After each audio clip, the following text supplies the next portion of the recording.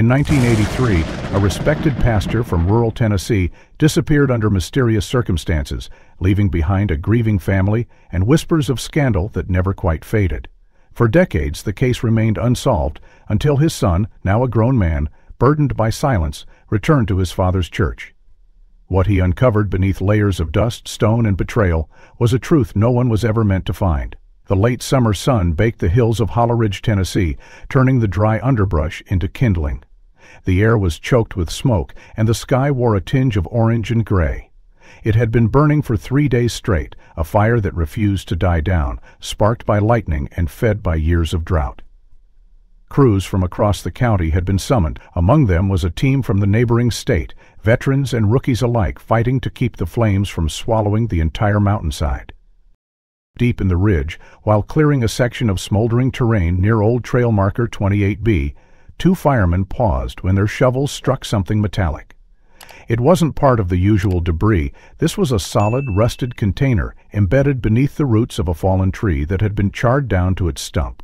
One of them, a younger guy named Casey, crouched and dug around the object. "It's a lockbox or something," he muttered, brushing off ash and dirt. His supervisor, a seasoned veteran named Marla, narrowed her eyes. "Careful," she said. "If it's buried out here, there's a reason." They pried it open with the tip of a crowbar. Inside was a scorched but intact pastoral robe, folded neatly, too neatly to have ended up there by accident. Beneath it, wrapped in cloth, lay a compact external hard drive, surprisingly undamaged by the heat. A melted emblem still clung to the fabric, an embroidered cross, and the faded initials N.L. Later that evening, in a small apartment 2 towns away, Elijah Langford was halfway through a microwave dinner when his phone rang. Unknown number. He hesitated before answering. "This is Elijah," he said, voice guarded. "Mr. Langford," a woman replied, "I'm Captain Marla Hensley with the Forest Response Team. I need to speak with you about a discovery made during the Hollow Ridge fire containment effort today. I believe it's connected to your father." Elijah froze. The fork stopped halfway to his mouth. He hadn't heard that name spoken in an official context in years. "My father's been missing for decades," he said cautiously. "I don't see how anything in that forest could be related to him." "We found a box," Marla continued. Her tone steady. "Contained a robe and a hard drive. The initials match your father's name. We're not jumping to conclusions, but you're listed in a 1983 report as next of kin. We thought you should be notified." That night, Elijah couldn't sleep. He paced the apartment, glanced at the old photo frame on his bookshelf, one of the few keepsakes he allowed himself to keep. In the picture, a young Elijah stood next to a towering, dignified man in a preacher's robe, Reverend Noah Langford. A name long swallowed by silence. Elijah hadn't set foot in Hollow Ridge in over 20 years, not since he left after high school and never looked back.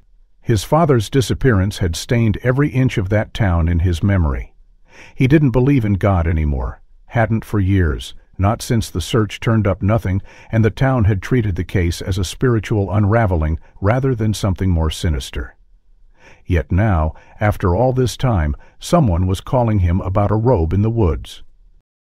By dawn, Elijah had packed a duffel bag and was on the road. The drive took nearly 5 hours, the mountains looming larger the closer he got.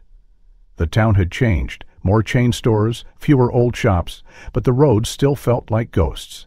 He arrived at the local ranger station around noon. Captain Hensley greeted him with a clipwork and tired eyes. "Mr. Langford, thank you for coming on short notice." She led him into a back room where the items were kept for preliminary evidence processing. There it was, the robe brittle at the edges, a faded blue with gold threading, and the hard drive, marked and partially melted at the corners, but miraculously functional. Elijah stared at them, unmoving. "This is my father's," he said finally, his voice barely above a whisper. The color, the stitching, he used to say it was his armor of faith. "I haven't seen it since the night before he vanished." "There's more," Marla said. Took as lawfully scratched at his drive. "It's encrypted, but it's been preserved. It's up to you whether you want to take it further. Law enforcement closed the case decades ago. Technically, it's classified as resolved. Voluntary dissenters due to mental breakdown." Elijah scoffed. That's what they decided? That a man like him just walked into the woods and abandoned everything? Marla offered a shrug. That's what the files say, but clearly someone took the time to hide this. She paused, then added, "We found it beneath a tree that had grown around it over time. That tree would have taken decades to reach its size. Someone buried this for a reason." Elijah left the station with the items in hand, his mind reeling. Back in his motel room, he connected the hard drive to his laptop using an adapter he'd bought on the way in. After some troubleshooting, a folder appeared. Password protected. He guessed the word on his first try. Forgiveness. Inside were 5 audio files and 1 video clip. He clicked on the first audio. Static, then his father's voice. Low, intense, and steady. "If you are hearing this, I may no longer be alive. The truth cannot stay buried. They said they would come for me if I opened the books. But righteousness is not silent, and neither shall I be." Elijah sat back, stunned. It was like hearing a ghost. The voice was unmistakable, calm but resolute, the same voice that had tucked him in as a child, that had preached fire and grace from the pulpit. For a moment he forgot the years that had passed, forgot the bitterness he had wrapped around his faith like armor. There was only one thought echoing in his mind now. What the hell happened to my father? The motel room smelled of mildew and stale air, but Elijah barely noticed.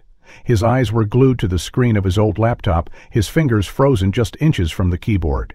The voice echoing from the small speakers wasn't a memory. It was alive, real, pulsing with quiet intensity. Reverend Noah Langford, his father, was speaking as if he knew someone would find this one day, the voice said, trembling slightly. "I ask not for deliverance, but for clarity. The darkness within the house of the Lord weighs heavy on my soul. I have seen the ledgers, I have heard the whispers. Men I once called brothers now deal in shadows and secrets, twisting Scripture to protect greed. If I fall, let the truth rise." Elijah's throat tightened. He paused the audio, blinked hard, and leaned back in the creaky wooden chair. He hadn't heard that voice in over 20 years, but it still carried the same quiet power, the same controlled compassion. It struck him like a physical blow. His father hadn't run. He had tried to expose something. Elijah clicked on the second file.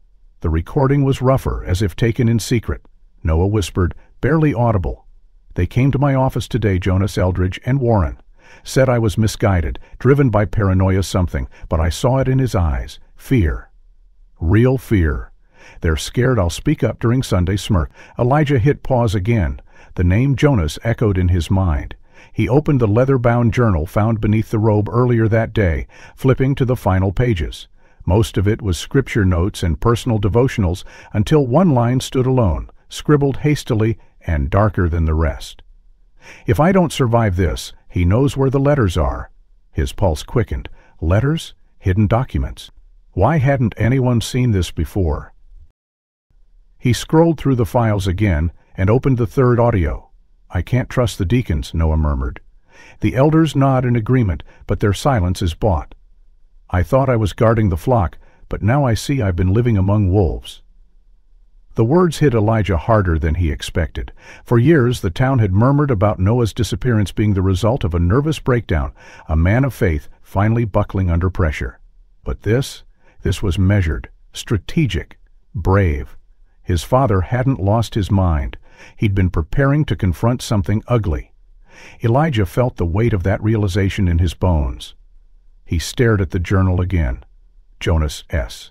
There could only be one man, Jonas Shepherd, head of the Tennessee Evangelical Council. Back then, he had been a young, ambitious associate pastor, always hovering around his father, eyes gleaming with adoration, or what Elijah thought had been adoration. The man still appeared on billboards and TV spots, preaching about legacy and moral endurance. Elijah clenched his jaw. He had seen that same gaze in old photos, behind podiums, under bright stage lights. What else had he been hiding behind those sanctified smiles? He opened the final file, the video. The screen flickered to life, showing Noah in what looked like his church office. The lighting was dim and the camera angle awkward, likely set up in secrecy. Noah stared into the lens, eyes red but resolute. Elijah, he began, making the name feel like a blade drawn gently. If this reaches you, then God's will has endured. Son, I am not perfect. I have failed in ways I cannot even explain. But I cannot allow men to twist his word for profit, nor can I stand by while justice is sacrificed at the altar of image. Jonas and the others have created a system built on fear, laundering not just money, but faith itself. I've kept records, letters, confessions, bank statements. I hid them where I prayed you'd find them someday. The video glitched, his voice garbled, but then cleared. Jonas will deny everything. He always does.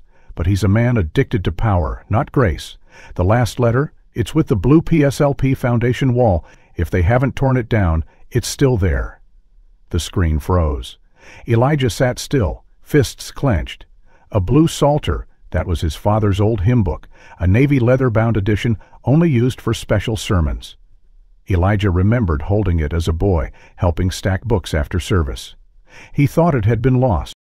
He stood and began pacing, trying to make sense of what to do next. He couldn't just walk into the church and demand access.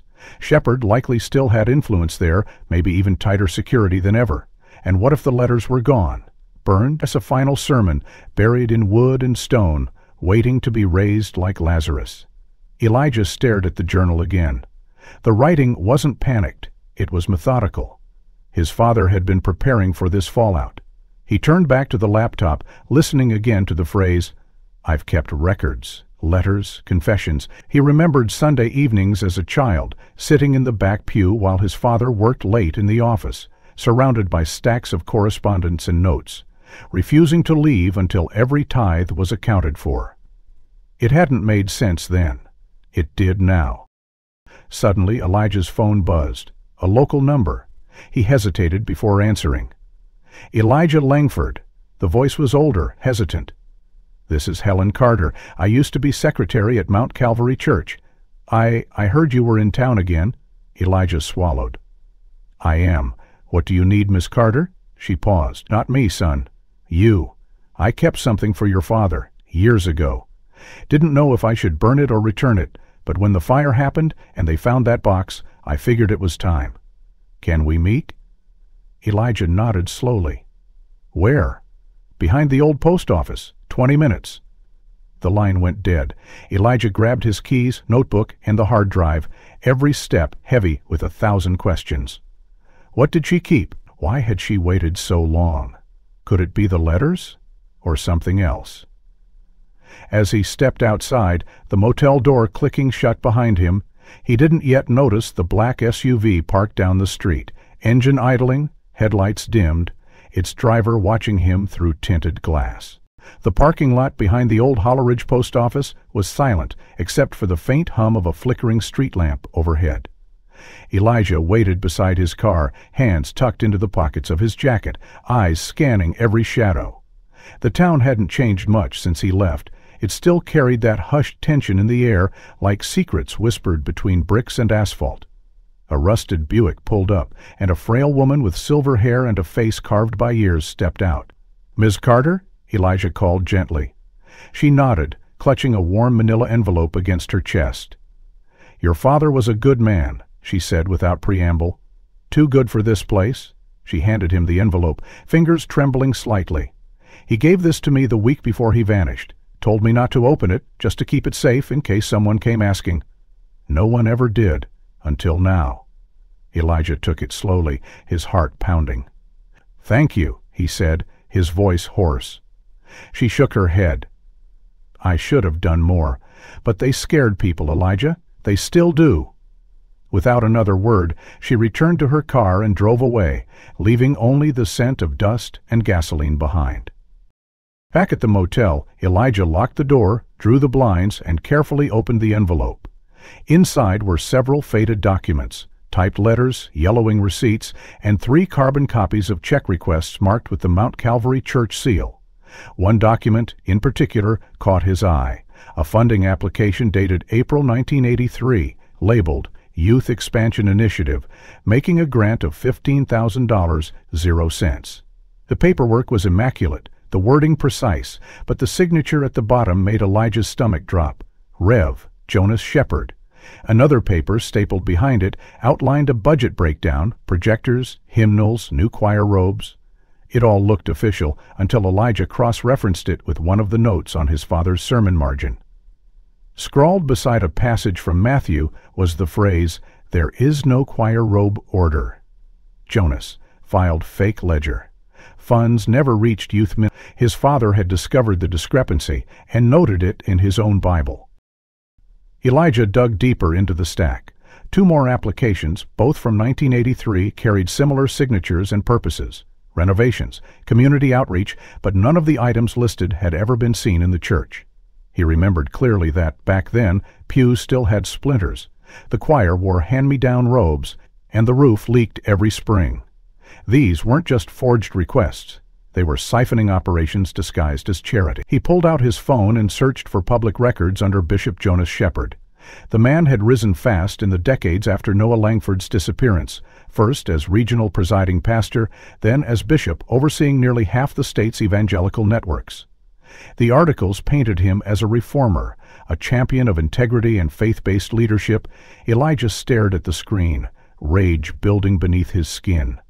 How many lives had this man lied to while building his empire on stolen donations and buried bodies? He flipped through one of the letters. It was handwritten in his father's unmistakable script.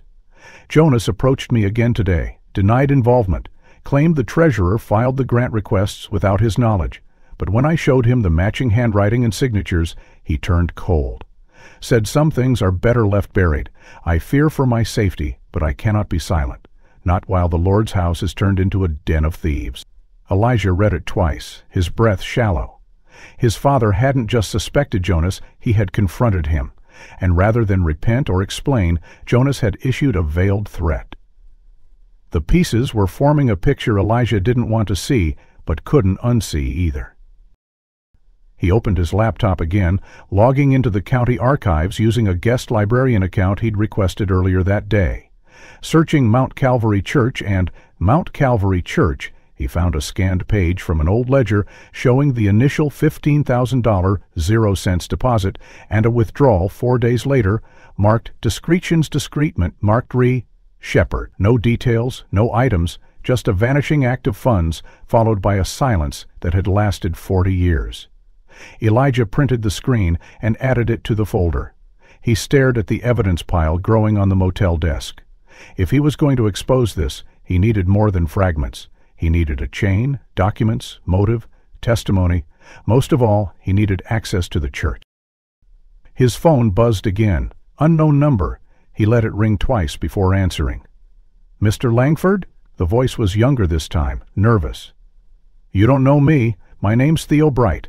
I'm a janitor at Mount Calvary, have been for 7 years. I heard from Miss Carter that you were in town. I think there's something you need to see." Elijah straightened. "There's a room, one that's not on the official blueprint, behind the main hall, past the storage closets. It's locked most of the time, but I've cleaned it, and I've seen boxes with your father's name." Elijah's heart pounded. "When?" "Last year, before the renovations, they moved a bunch of old files down there, said it was archive stuff.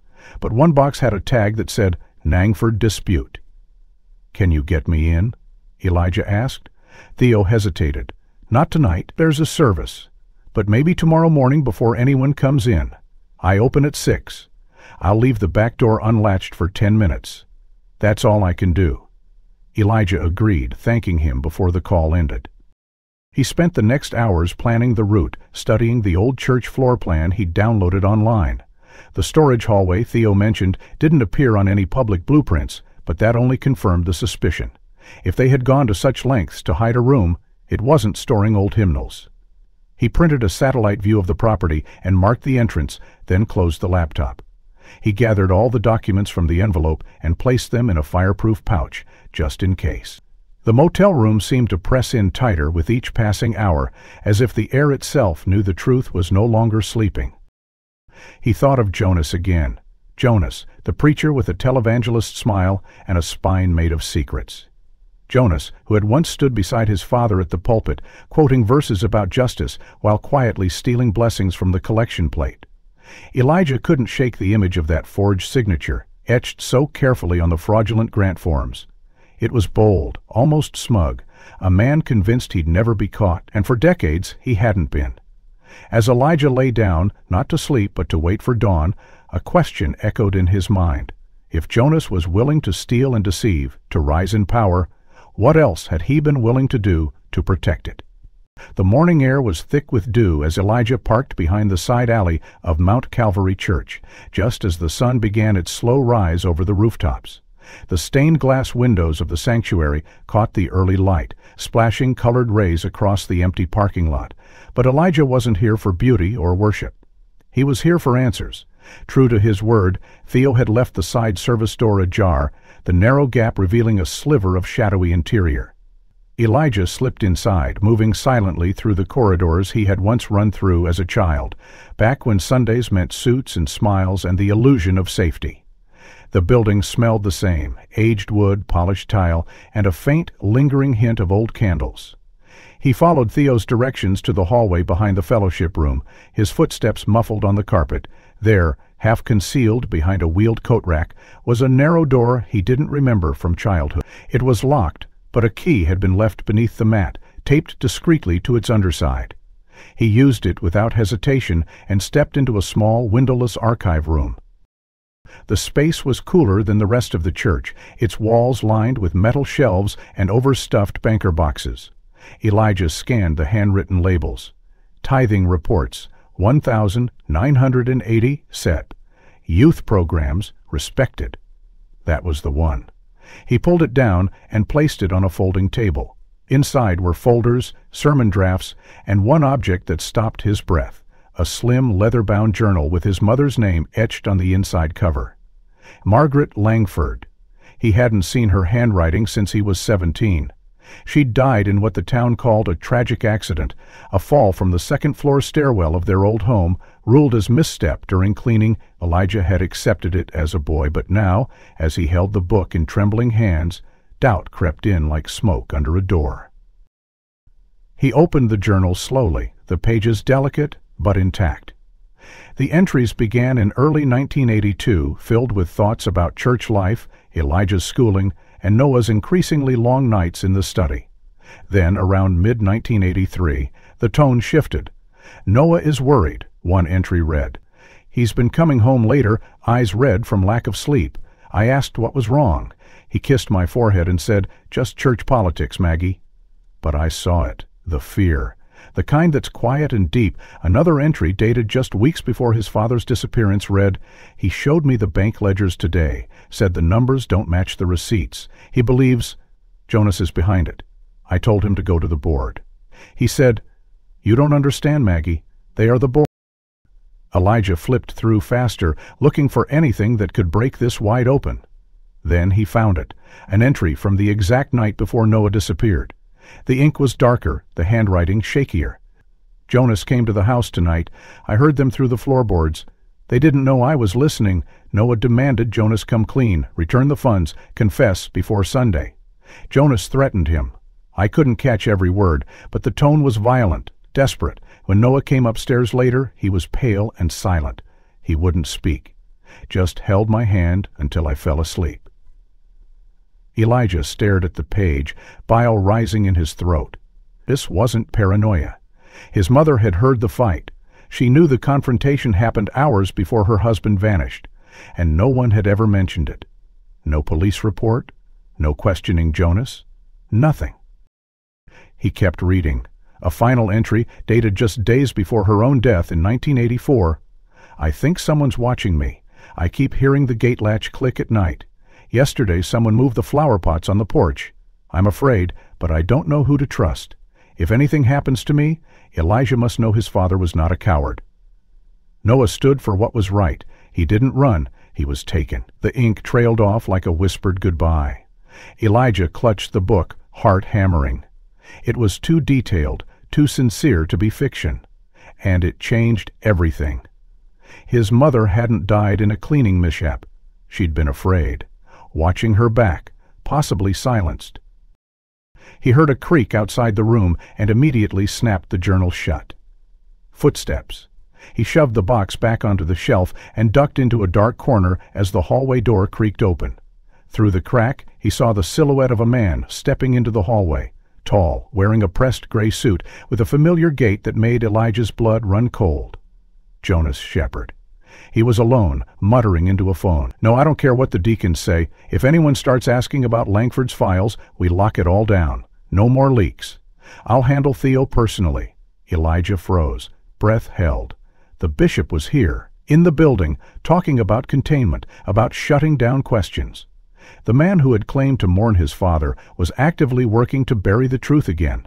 Jonas turned and walked away, his voice fading. Elijah waited a full minute before emerging, quietly locking the archive door behind him. He moved through a side exit, steps quick and measured. His mother's death, once seen as tragic coincidence, was now clearly tied to his father's disappearance. She had been a witness, a threat, and whatever she knew had been hidden until now. The journal in his backpack felt heavier than stone. As he reached his car and slid inside, he didn't start the engine right away. He sat there, breathing deeply, forcing himself to remain calm. This wasn't just about church corruption. It wasn't even just about Noah. It was about a system that protected itself through fear and silence and had destroyed both of his parents in the process. He opened the journal again, flipping back to the first few pages. His mother's words, her voice, suddenly returned to him like sunlight breaking through cloud. "Truth," she had written in one of the early entries, "has a way of rising even when buried deep." He had to believe that now. More than ever. He opened his phone and searched for one more name, an old family friend, someone who used to work in the church treasury back in the 80s. If he could find her, maybe she had seen the records too.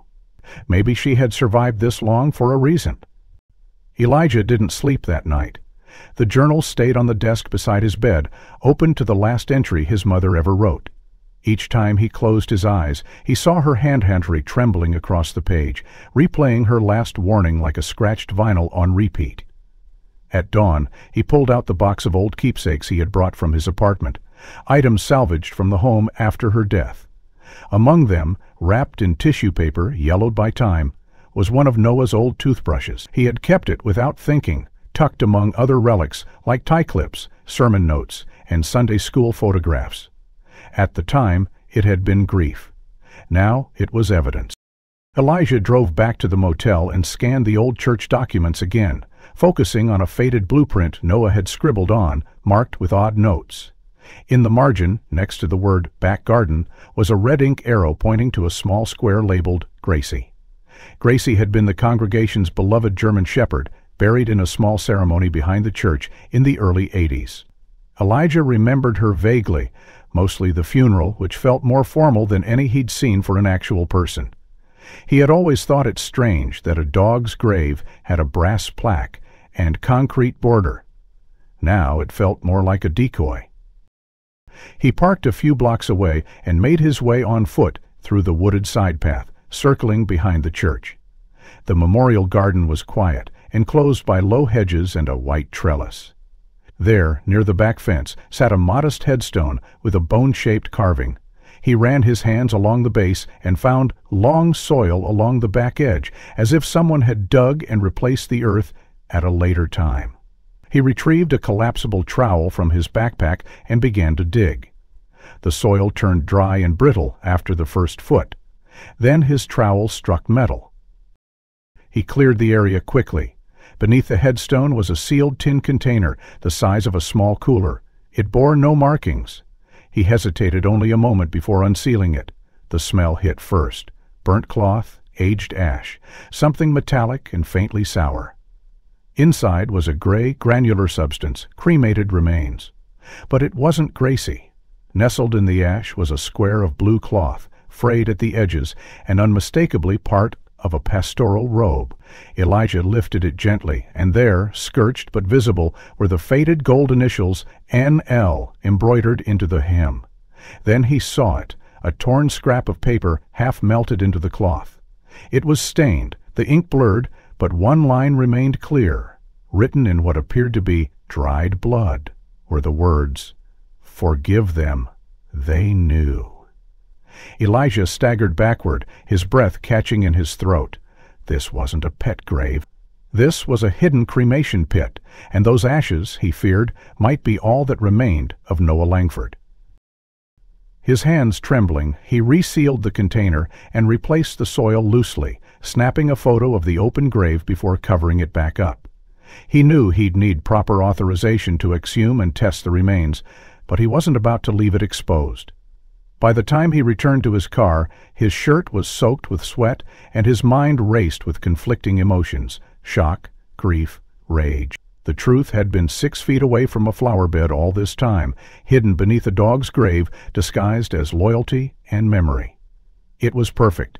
It was monstrous.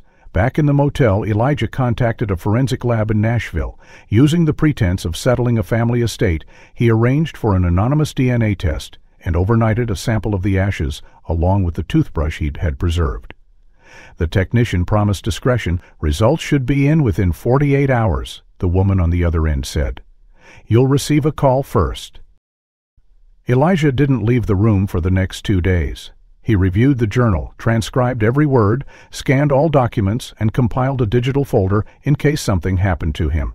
He uploaded it to a cloud account, encrypted with a password only he knew. It was paranoia, but it was necessary. He had no illusions now. People had already died for less. His mother. Maybe even others. The call came late in the afternoon. The technician's voice was calm, clinical. "Sir, we've completed the mitochondrial analysis," she said. "There is a 99.94% match between the DNA recovered from the cremated remains and the toothbrush. The likelihood of parentage is extremely high. These remains belong to your father." Elijah dropped into the nearest chair, phone pressed to his temple. The room spun slightly. There it was. Confirmation. Noah Langford had not disappeared into the night, driven by crisis of faith or mental breakdown. He had been burned, buried and hidden beneath a lie carved in stone for a dog. Elijah barely slept that night. He lay in bed replaying every Sunday sermon, every memory of his father in the pulpit. He remembered the way Noah used to say, "Truth is fire, it burns what it touches, but it leaves light behind." He had thought it a metaphor. Now it felt literal. The next morning, Elijah filed a report with the county sheriff's department, presenting the forensic results, location photos, and contextual records. He watched as the deputy's face turned pale, processing the implications. "We'll open a formal case," the deputy said, tone clipped. "This might reach state level." Elijah handed over copies, but kept the originals. He didn't trust anyone to carry this torch but himself. Outside the station, the town felt different. Noisy, claustrophobic, eyes watching from behind lace curtains and tinted windows. He could feel it. Word was spreading. He returned to the cemetery alone that evening just to stand near the false grave, to breathe in the air that surrounded the truth. The wind stirred the grass and rustled the trees, and somewhere nearby a crow called 3 times before falling silent. Elijah stood still, then pulled out his phone and played one of Noah's old recordings. His father's voice came alive again, solemn and resolute. "If righteousness costs me my life, then so be it. I will not be silent. My bones may burn, but my spirit will not bow to liars." Elijah closed his eyes, listening, grounding himself in that final vow. He turned away slowly and began to walk, not noticing the black sedan idling at the far end of the cemetery path, its engine running silent in the dusk. The black sedan was gone when Elijah turned around, but he could still feel the weight of unseen eyes following his every step. The streets of Hollow Ridge had grown colder, not in temperature, but in presence. People looked away quicker, conversations hushed when he passed, and the pastor's smile in the Sunday paper looked more forced than ever. That night, Elijah couldn't shake the voice in his head, his father's final message from the recording, echoing beneath his ribs like a warning bell. He spent the evening reviewing every name in the church's old directories, piecing together any thread that might lead to someone who remembered the weeks after Noah's disappearance. It was buried in a line of his mother's journal entries that he found the first clue. Some of the congregation held a private vigil that winter, quiet, unannounced. 5 people, maybe 6. They lit candles, read his sermons aloud. "I was too afraid to go." Elijah took that fragment and began his search. He visited the county archive the next morning, requesting access to newspaper microfiche from late 1984 through 1986. He scrolled through roll after roll until a small notice caught his eye, published in February 1985 in the Community Notes section of the Hollowage Gazette. A quiet gathering of congregants at Mount Calvary Church was held in remembrance of Reverend Noah Langford. No formal service. It listed no names, but there, captured in the accompanying photo, were 6 solemn figures standing in a half-circle outside the church's eastern wall, candles flickering in their hands. Though blurred by print quality and age, Elijah could make out a few faces. One he recognized immediately as Judith Whitmore, an elderly Sunday school teacher who had always baked lemon bread for the children. He remembered her kindness, her quiet voice. The others he cross-referenced with old church rosters and property records. By the end of the day, he had 5 names: Roger Stillman, Evelyn Moss, Harold Keller, Timothy Bain, and Judith Whitmore. His heart sank as he ran the names through obituary records. Roger had died in 1994, single-car collision on a rural road. Evelyn passed in 1997, sudden cardiac arrest during a morning walk. Harold in 2001, fall from car crash, conditions unknown. 4 out of 5 gone, each under vague but tidy explanations. All lived alone, all died without witnesses, and all had attended a secret vigil for the pastor who vanished under mysterious circumstances. That left Judith. He found her address in a phone book archive. She still lived in the same small clapboard house on the far edge of town, nestled beneath a grove of old walnut trees. The house sagged slightly with age, but the flower beds were freshly turned and the porch was swept clean. He knocked 3 times before the door creaked open. Judith stood there, smaller than he remembered, a wool shawl draped around her bony shoulders, eyes sharper than any camera. "I knew you'd come," she said, not a trace of surprise in her voice. Elijah blinked. "You did?" She nodded once, slowly. "Your father was a righteous man. That kind don't stay buried forever, not in spirit and not in truth." She motioned him inside without waiting for a reply. The living room was tidy, filled with handmade quilts and framed photos of long-gone family. Judith poured him tea without asking, then sat opposite him with a sigh that carried decades. "I saw him that night," she began, voice firm, "not the night he vanished, the night they took him." Elijah leaned forward, every nerve alert. "Took him?" She nodded. "I was in the fellowship hall. It was late, maybe after midnight. I had stayed behind to clean up after a youth dinner. I heard voices down the corridor, Noah's and Jonas's. It was heated. Then 2 others joined, Warren and Deacon Hill. They dragged him toward the back hall. He was struggling but not shouting, like he knew shouting would only make it worse." Elijah clutched the teacup tighter, steam brushing his face. Judith continued. "I crept to the side corridor and watched from the utility door. They took him down the cellar steps, behind the supply closet, into the old storm storage room. That place hasn't been on a blueprint in 50 years. It's part of the original foundation. No windows, thick walls. I waited for hours, but he never came back up." She looked down at her tea. Next day, Jonas led the morning prayer, said Noah had taken a sabbatical for his health. No one questioned it, not aloud anyway. Elijah's voice trembled. "Why didn't you come forward?" Judith's hands trembled slightly. "Because I was a widow, Elijah, and because I saw what happened to the others who whispered too loudly. Roger was going to talk to the paper. He died the same week. Eleven wanted to write a letter to the bishop, died before she mailed it.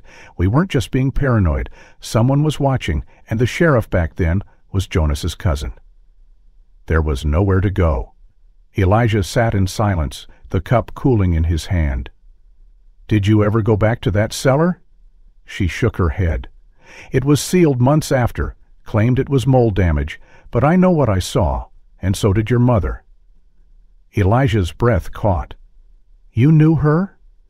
"Oh, yes," Judith whispered. "We're part of the same prayer circle before it all unraveled." She was strong, but after Noah disappeared, she looked over her shoulder every time she left the house. As it was, she sat together and knew it wasn't an accident. But by then, it was just me. I'm the last one left. He reached into his backpack and pulled out a copy of the cremation DNA report. "Judith," he said softly, "these are his remains. They were hidden under a fake dog grave behind the church. He didn't run away. Her face chuckled, tears rising silently. I knew, she choked out. I knew they did something. I just never knew how far they went. She looked up, resolve harboring behind her sadness. You have to find that cellar, Elijah. That's where it started. That's where they broke him. He nodded slowly, standing. Do you remember where the entrance was? Judith closed her eyes, thinking. Yes, behind the boiler room, under the old linen closet. There used to be a stairwell. They built shelves over it years ago, but the floor creaks different. You'll feel it. Elijah thanked her, but as he stepped outside, he saw movement at the edge of the woods across the road, someone ducking out of view behind the trees. He didn't call out. He didn't chase. He just got in his car, heart pounding, knowing now with chilling certainty that someone was watching everything. The next morning, Elijah returned to Mount Calvary Church before sunrise, parking a few blocks away and approaching through the tree line to avoid being seen from the street.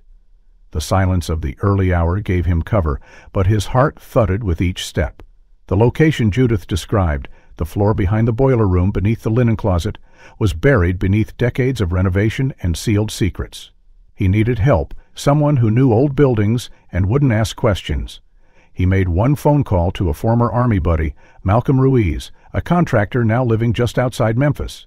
By mid-morning, Malcolm had arrived, armed with gear and quiet concern. You're lucky I owe you, he muttered, hoisting a duffel bag filled with pry bars, a handheld ground scanner, and a cordless saw. And even luckier, I don't mind busting into God's basement. They entered through the same service door Theo had opened days earlier, this time locking it behind them. The church was quiet, still between morning mass and the lunch volunteers. Elijah led Malcolm through the side corridor, past a half-consumed storage room filled with old choir drawers and broken pew legs. Behind the boiler closet was a wall of industrial shelving, packed with neatly labeled bins of communion cloths and holiday decoration. But the floor beneath creaked differently, just as Judith had said. It was a subtle shift in tone, a hollowness hidden under layers of polish and tradition. Malcolm tapped the scanner across the floor, studying the readings. There's a void, he said finally, about 5 feet down, square shape. This isn't just crawl space, it's deliberate. They began moving the shelving, careful not to tip anything, until they revealed a patch of flooring slightly darker than the rest. Malcolm wedged the pry bar into a seam and pushed. Help me lift, he grunted, and together they heaved the panel open. Beneath was a narrow stairwell, wood rotting at the edges, descending into darkness. The air that rushed upward was cold and damp, laced with mildew and something deeper, age, silence, abandonment.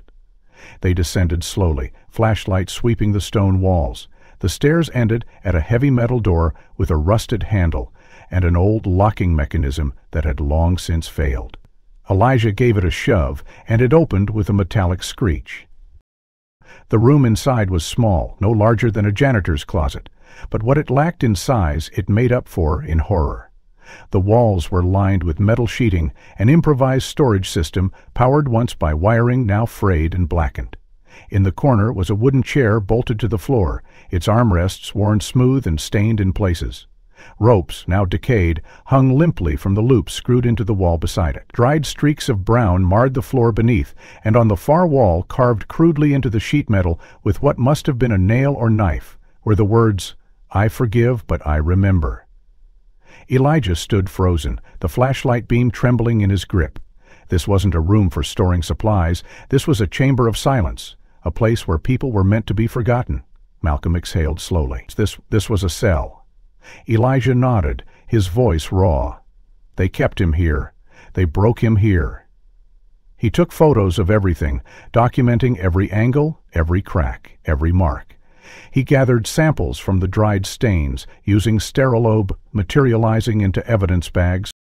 Back at the motel, Elijah uploaded everything to the encrypted cloud account. But he wasn't done. He needed to know what Jonas knew, what he was still hiding, even now. That night, under cover of darkness, Elijah returned to the bishop's private office at the new diocesan building in Oak Bluff, where he had planted a motion-activated recording device 3 nights prior. Using remote access through his phone, he downloaded the captured files and listened. At first, nothing unusual. Briefings, administrative calls, soft prayers rehearsed before taping. But then, just 20 hours earlier, the tone shifted. Jonas's voice, stern and low. "You listen to me. I don't care what Langford's boy thinks he's found. He has nothing, unless he finds the old sermon book or that damn necklace. Without those, it's just smoke. And no one knows where they are except me." Our paused, then the sound of a door closing, and Jonas again muttering into the phone. "They'll never find the rest, unless that damn son of his stumbles on it. And if he does, it'll be too late. Let the past burn." Elijah clenched his fists. There was more. Jonas wasn't just afraid, he was actively guarding something left behind, something he believed no one could retrieve. The old sermon book, the necklace. Elijah didn't know what they meant yet, but now he knew the bishop's confidence came from what he thought remained buried, and that belief was about to be shattered. He cross-referenced every inventory list his father had ever made, pulling from old Sunday school lesson plans and sermon logs his mother had boxed after Noah's disappearance. In the March 1983 entry, he found a curious note, stored blue psalter and pendant behind foundation wall, marked by the names of saints hidden beneath light. It was cryptic, metaphorical, or maybe not. Maybe literal. Elijah reread it, remembering the old stained-glass window above the altar, one that filtered afternoon sunlight directly onto the east wall every spring. Behind that wall had once been a chapel annex, now converted to storage. He leaned back in the motel chair, mind racing. Jonas thought no one would connect the dots. He thought the light had faded with the man. But Noah had left a trail, not in fire or fury, but in fragments of faith, coded in the places only someone who truly knew him could follow. Elijah stared at the footage again, rewinding to the moment Jonas said, "Let the past burn," then pressed pause on the frame where the bishop's face reflected cold in the office window. Unrepentant, touchable, and totally unaware that the ground beneath his lies had already begun to quake. Elijah knew the confrontation couldn't be delayed any longer. Jonas had lived too long inside the armor of influence, too comfortably wrapped in reverence and the false legacy of piety. But now Elijah held the truths Jonas believed long buried. He had the recordings, the journal, the DNA confirmation, the footage of the secret chamber, and above all, the words Jonas himself had uttered in secret. The only thing left was to force him to speak those words, with his own lips, and to record it. Elijah dressed carefully that morning, choosing a modest black button-up and slacks that echoed the days he used to attend church as a boy. In the front pocket of his shirt was a functioning ballpoint pen that contained a concealed audio recorder with voice activation, already tested and ready. He rehearsed his approach a dozen times in the motel mirror, calibrating his tone to walk the tightrope between passive inquiry and quiet accusation. He wasn't here to yell. He was here to listen, to trap. That afternoon, Elijah called Jonas's office and requested a private meeting, claiming he wished to reconcile and seek spiritual clarity. The assistant scheduled him for a 3:00 p.m. appointment. The diocesan office, a pristine modern complex located on the hill above Oak Bluff, gleamed like a white cathedral of bureaucracy. Elijah was led through polished corridors to a private study, where Jonas sat behind a walnut desk, reading glasses perched low on his nose. He looked up with a mixture of surprise and composure. "Elijah Langford," he said, voice smooth as ever. "To what do I owe this unexpected blessing?" Elijah gave a tight smile. "I've been thinking about my father, about everything I misunderstood." He took a seat opposite the bishop, laying his hands flat on the desk in a gesture of humility.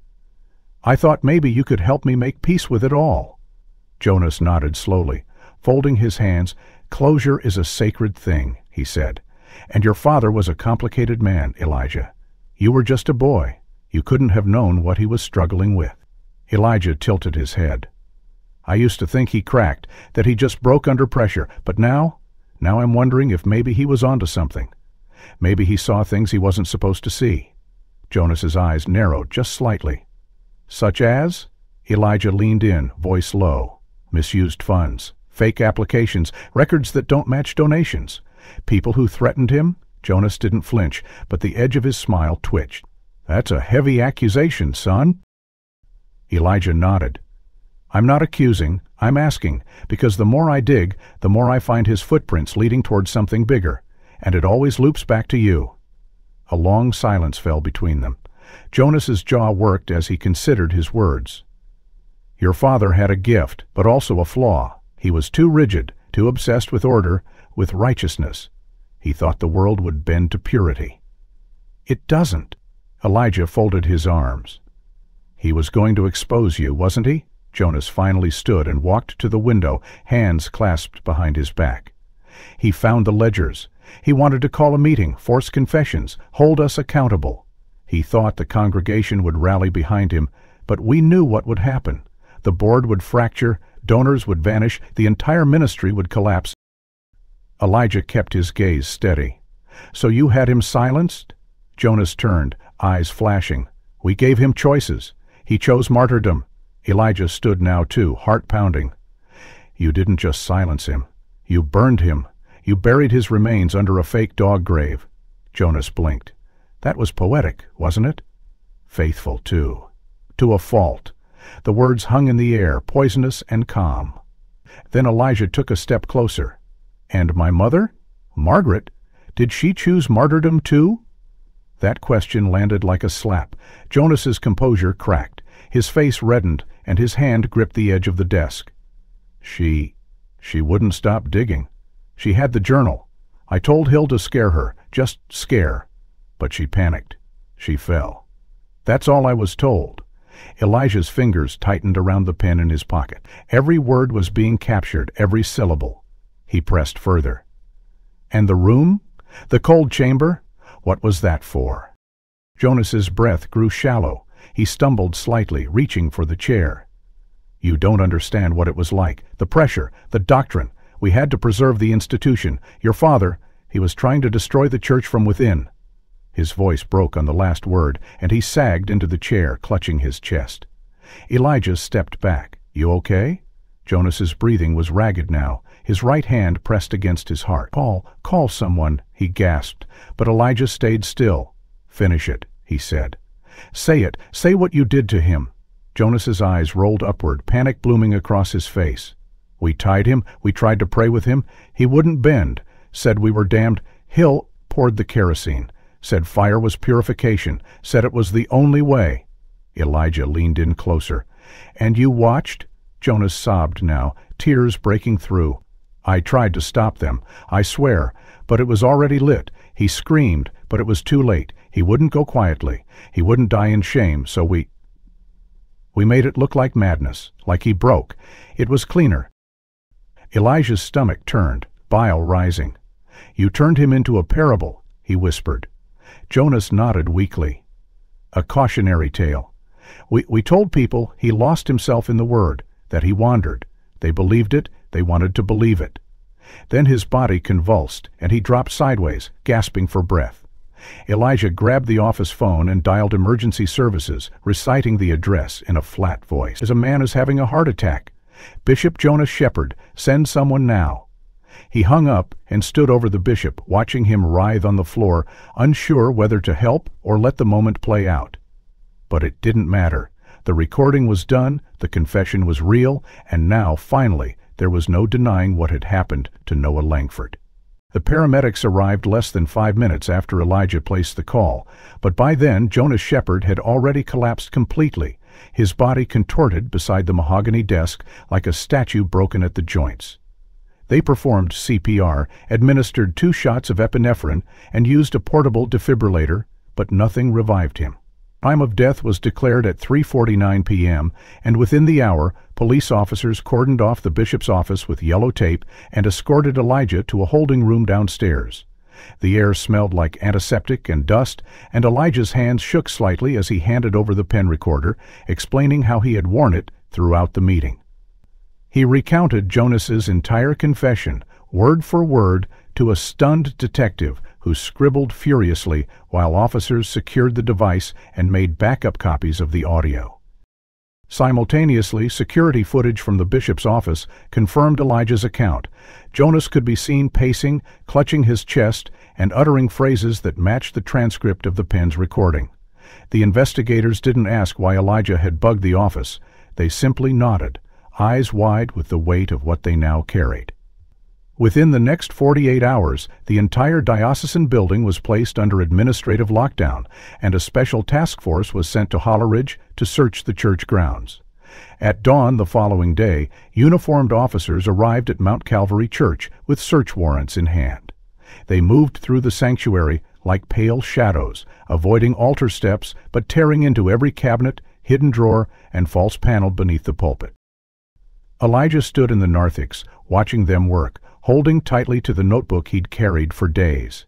He felt hollow, yet focused, driven by a voice he could no longer hear in the flesh, but one that spoke through journal entries, whispered prayers, and letters never sent. Then, just after noon, one of the investigators called out from the Eastern Foundation wing, "You're going to want to see this." Elijah followed them down a narrow stone hallway behind the choir loft, where they had broken open the wall beneath the oldest stained-glass window, exactly where Noah's sermon notes had once mentioned. Inside was a sealed wooden crate, blackened by time but intact. The lid creaked as they lifted it, revealing 2 worn leather-bound ledgers, a stack of folded envelopes, and a blue psalter with gold filigree etched across its spine. The head investigator handed the letters to Elijah while photographing every item. The handwriting on the envelopes was unmistakable. "To my son, Elijah Langford," read the top one. Elijah opened it with careful hands. Inside was a folded letter, yellowed with age, but preserved remarkably well. The ink, though faded, remained legible. "If you are reading this, my beloved son, then I am no longer with you in the world of breath and light. But know this, I have not abandoned you. I did not run. I stood for truth and paid the cost as many have before me. They will tell you I was mad, that I broke beneath the burden. Do not believe them. I saw rot within the walls of God's house, and I could not unsee it. They feared what I knew, feared that I would make it known, and so they chose fire. But the truth does not burn. It lingers in ashes and returns in the wind. If you carry this letter, then carry also my voice. Let the truth live through you, because it cannot live on its own. With love, always Dad." Elijah closed his eyes, tears streaming silently down his cheeks. For so long, the silence surrounding Noah's disappearance had been suffocating. But now, those silences were breaking, smashed open by letters, by stained wood, by the dead man's own final testimony. The ledgers were passed to a forensic accountant, who quickly confirmed what Noah had written decades earlier. The grants had been falsified, funds diverted into off-book accounts. Large cash withdrawals marked as discretionary ministry outreach had been traced to personal investments made by Jonas, Deacon Hill, and 2 other former board members, names Elijah didn't even recognize. Investigators uncovered even more than Elijah had expected.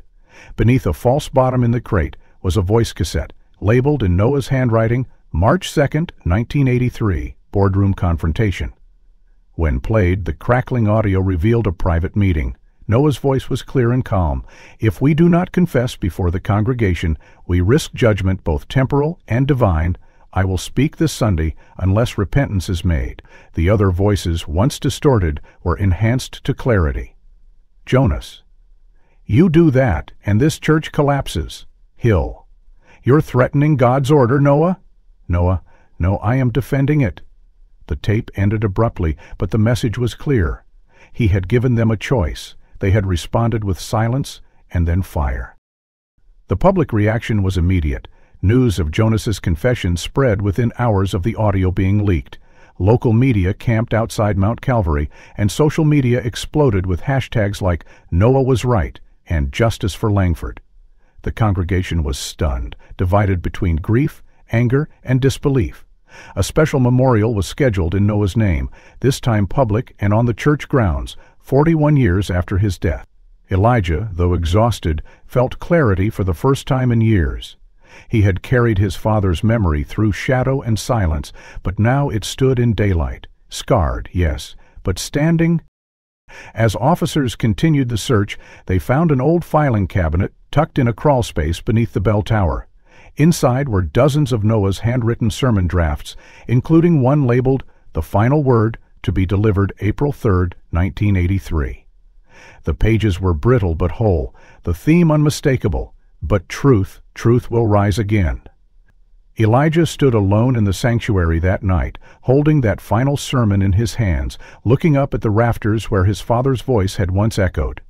The silence was different now, not empty, but full of weight and memory. And as he stood there, the candlelight from the altar flickered against the old stained glass, casting golden shapes onto the stone floor. The funeral was held on a Saturday morning, under a sky that had once promised judgment, but now carried only silence and grace. More than 200 people gathered on the field behind Mount Calvary Church, where a new plaque had been installed beside the tree that once shaded the fake grave.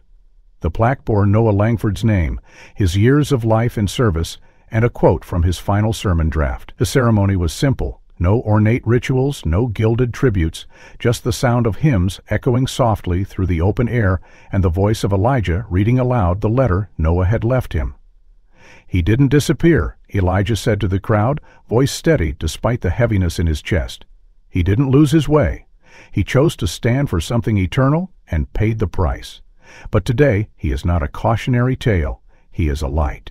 To the attendees, many of them former parishioners, bowed their heads in unified silence, not out of shame, but out of collective reckoning.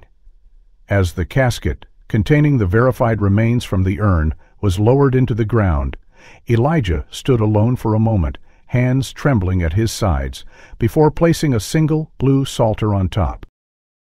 It was the one recovered from the wall, the one his father had last touched. That same day, Elijah held a press conference outside the Hollow Ridge Courthouse. Behind him stood a team of legal advocates, church reform activists, and victims of other silenced faith-based abuses. In front of him were microphones, cameras, and the eyes of a nation newly awakened. "This is not just about my father," Elijah declared. "This is about the voices that were never heard, the questions that were dismissed, the pain that was justified in the name of preservation. We must never allow systems to grow so holy an image that they become untouchable by truth." He held up the original ledger and waved toward a rolling monitor where Jonas's recorded confession began to play, line by damning line. The footage, released moments later by multiple media outlets, went viral within hours.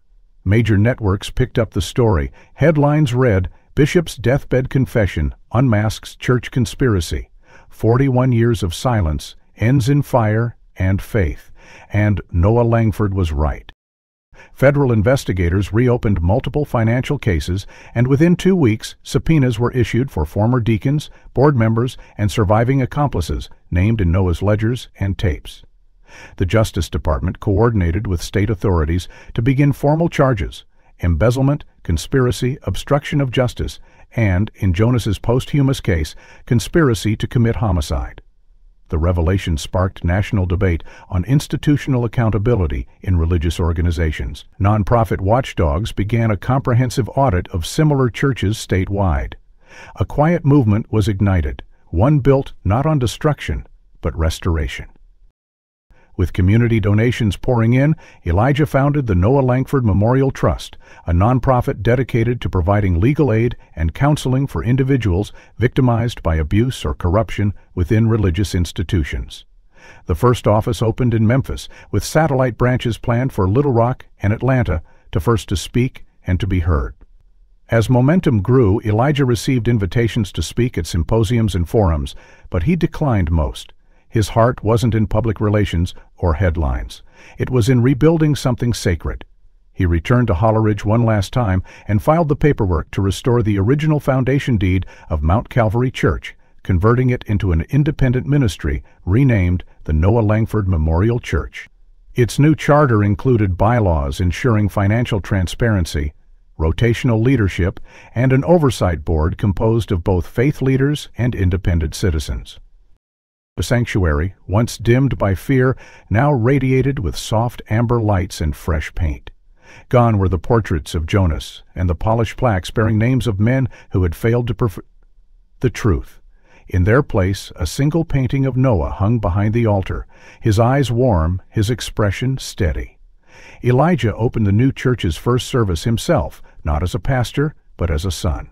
He read from the sermon titled, "The Courage to Confront Evil with Love," the one his father never got to deliver. "Must not speak only when safe, "We must speak because silence breathes rot," he read.